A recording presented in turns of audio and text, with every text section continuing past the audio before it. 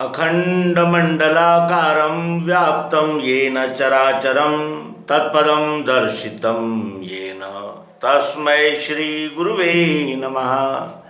अज्ञानान्धस्य लोकस्य ज्ञानाञ्जनशलाकया चक्षुरुन्मीलितं येन तस्मै श्री गुरुवे नमः। अध्यात्म विश्व विज्ञान यूट्यूब चैनल पर उपस्थित मेरे प्रिय मित्र, आचार्य, गुरुजन, मार्गदर्शक, सहयोगी, शेयरकर्ता, सब्सक्राइबर्स और व्यूअर्स, सभी मित्रों का हार्दिक स्वागत है। मित्रों, ऐसा अद्भुत क्षण मनुष्य के जीवन में आता है जब मनुष्य को मैं कृतार्थ हो गया हूँ, ये आनंद आने लगता है कि हाँ, मैंने भले ही 1000 गलतियाँ की, लेकिन एक काम ऐसा किया कि मेरा जीवन कृतार्थ हो गया। नर शरीर धारण करने का, यानी जिसे कहते हैं कि सार्थक हो गया।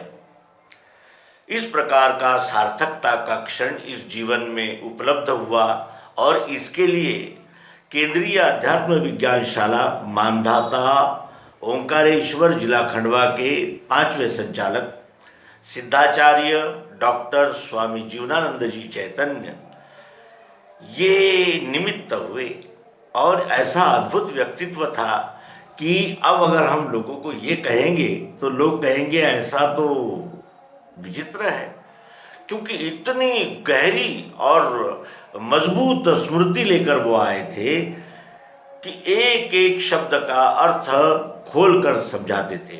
जैसे हमने कह दिया कि स्वामी जी अवधूत का क्या आशय है, अवधूत किसे कहते हैं, तो अ व धू त ये चारों शब्दों पर वो श्लोक सुनाकर उसका मतितार्थ उन श्लोकों के माध्यम से समझा देते थे। इतने महान विश्लेषक और वक्ता और गहरी बात कहते थे, मर्मग्राही बात कहते थे। हमारी उनसे पहली मुलाकात ओंकारेश्वर में हुई। हमें अचानक एक रेस्टोरेंट में यानी कुछ खा लेने की, नाश्ता कर लेने की इच्छा हुई और हम रेस्टोरेंट में गए। उस रेस्टोरेंट के बाहर ऐसा लिखा हुआ था कि विश्वरूप परमात्मा का प्रत्यक्ष यथार्थ दर्शन अल्प समय में बोध हो जाता है और कोई भी खर्च नहीं होता। तो ये पढ़कर हमने उस दुकान के जो मालक थे श्री गयाराम जी खालगोने, डिप्टी सिग्नल नागपुर, इनसे हमने पूछा कि भाई ये एक कैसा क्या है ये विश्वरूप परमात्मा और कैसा दर्शन होता है और यथार्थ क्या है और प्रत्यक्ष क्या है और क्या आप ये दर्शन करा सकते हो। तो उन्होंने कहा कि हाँ, हम अवश्य करा सकते हैं। सद्गुरु युक्ति द्वारा गीता के प्रकाश में आत्मा का दर्शन होता है, परमात्मा की जान पहचान होती है। और उन्होंने हमें उपदेश किया। उस श्रृंखला के विभूति स्वामी श्री जीवनानंद जी चैतन्य, इनसे मिलने की हमें जिज्ञासा निर्माण हुई। हमने उन्हें पहले कभी नहीं देखा था और हम उनसे मिलने ओंकारेश्वर गए। और उन्होंने पहले तो ये कहने का आशय कि प्रवेश का ही इनकार कर दिया। कहा कि नहीं भाई, हमारी तो एडमिशन इस बार फुल हो गई है, अब हम एडमिशन नहीं लेते। लेकिन कहते हैं ना कि माँ चाहे बच्चे को कितना भी दूर करे, अपने आप से दूर नहीं करती। और फिर दूसरे दिन सुबह होते ही उन्होंने हमारी एडमिशन करा ली।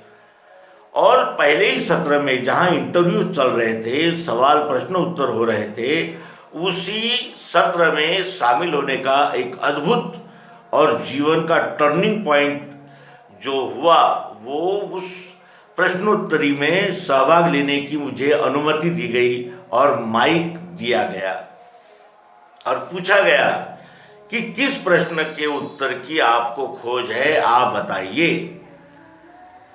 और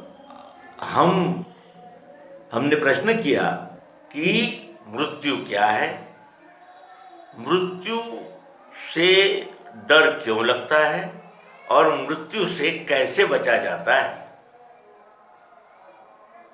और उन्होंने जो समाधान किया वो इतना मैंने मैंने जैसे हृदय को एक ठंडक मिल गई। किसी जिज्ञासु को, किसी खोजी को, किसी वैज्ञानिक को किसी सिद्धांत की प्राप्ति हो जाना कि हाँ ये है जो हम खोज रहे थे, यही वो स्थान है, ये हृदय में समझ में आने लगा। और हमने श्रीमद् भगवद गीता के विषय में वहीं से जो कुछ भी जाना वहीं से जाना। स्वामी जी के विषय में क्या कहा जाएगा? स्वामी जी एक जीवंत उदाहरण थे। वहाँ तक पहुँचने की तो हमारी कोई सामर्थ्य नहीं है और हम वैसे है भी नहीं, क्योंकि आत्मनिरीक्षण, आत्म परीक्षण का जो दर्पण उन्होंने हमें दिया है उसमें देखने पर अपनी कमियां पूरी तरह नज़र आने लगती है। इसलिए ये कहना कि हम उनका यानी पर ये चला रहे हैं, व्रत चला रहे हैं, तो ये नहीं कहा जा सकता। स्वामी जी जितने कर्मठ, प्रगल्भ, प्रखर और अनुशासन प्रिय थे, वो गुण हम में नहीं है, और वो गुण जिसमें आ जाते हैं उसे ही विभूति कहते हैं। उन स्वामी जी के चरणों में ये अपनी श्रद्धा के दो फूल, अध्यात्म विश्वविज्ञान और स्वानंद गुरु जी मराठी, ये दो यूट्यूब चैनल स्वामी जी श्री जीवनानंद जी चैतन्य के चरणों में श्रद्धापूर्वक समर्पित करते हैं। दूसरा, स्वामी जी ने जो हमारा समाधान किया वो प्रश्न अत्यंत महत्व का है।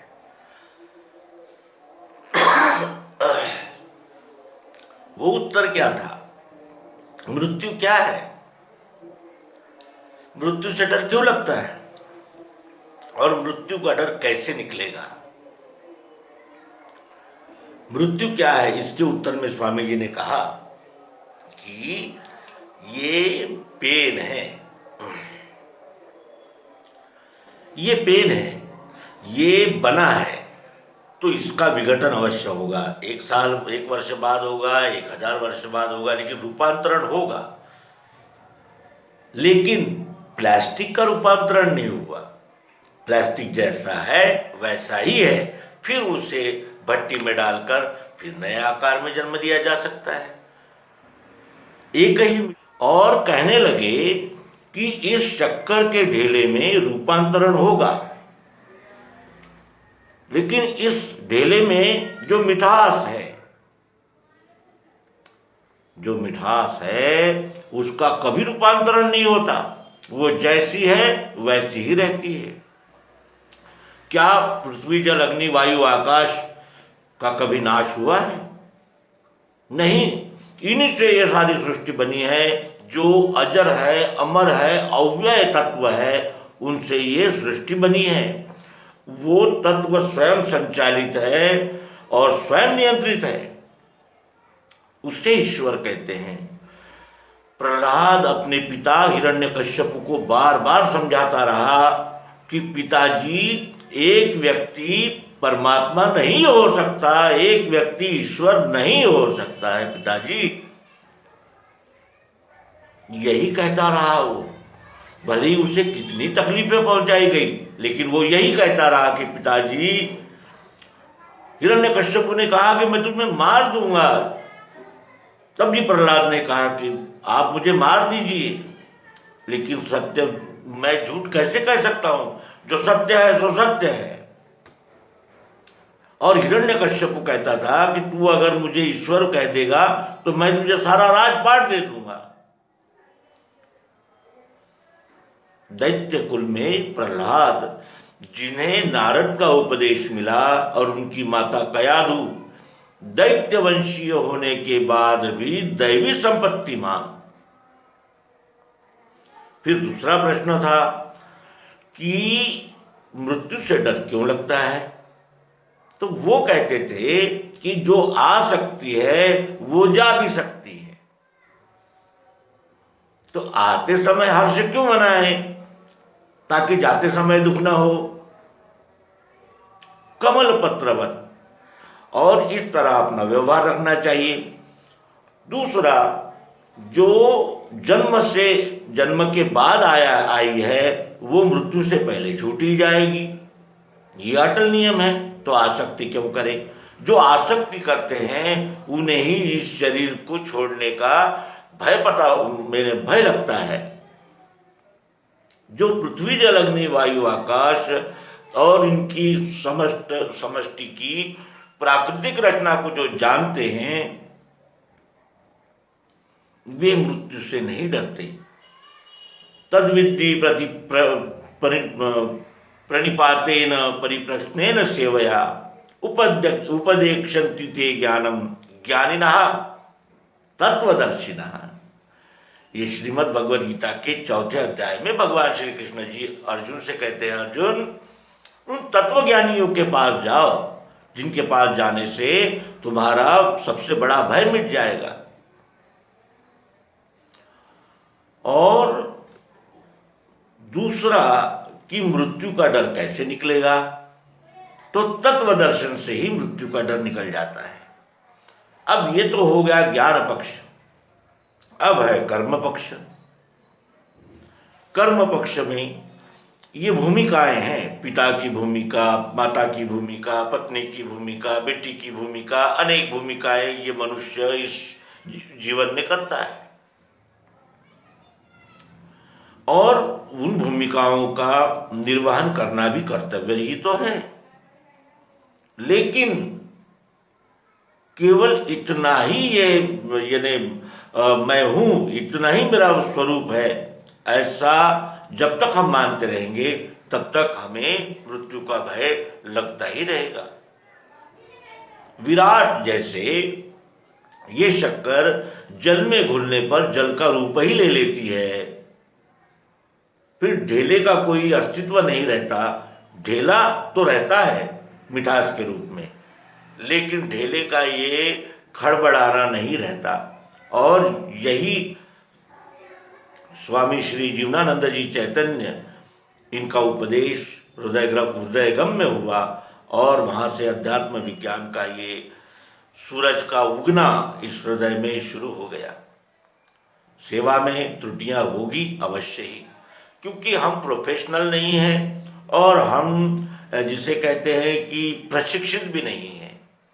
न हमें कहीं से मान्यता है, न कहीं से मान्यता प्राप्त करने की इच्छा है, और न कोई ऐसा ये कार्य है कि जिसमें मान्यता की आवश्यकता हो। ये तो ईश्वरी कार्य है। ईश्वरः सर्वभूतानां हृदयेषु तिष्ठति भ्रामयन् सर्वभूतानि यंत्रारूढ़ानि मायया। सात्विक राजस तामस, हम अपने स्वभाव को पहचाने, अपने स्वभाव के अनुकूल वर्ण धर्म का आचरण अनन्य भाव से करते हुए जानत तुम ही हुई जाइए। स्वामी जी की जय।